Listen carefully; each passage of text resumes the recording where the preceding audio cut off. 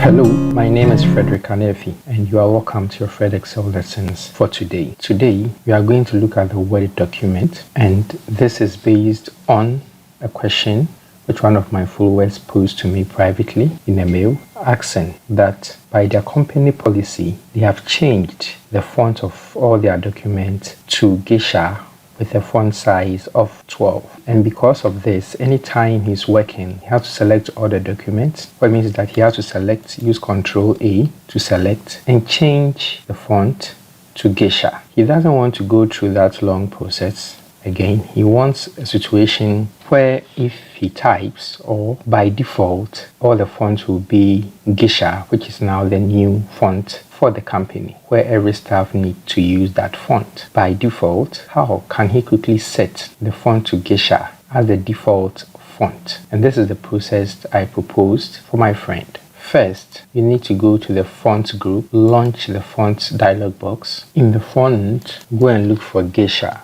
Select Geisha. Then the font size, come and select 12. Then in here, select set as default. So you have it coming up like this, dialog box.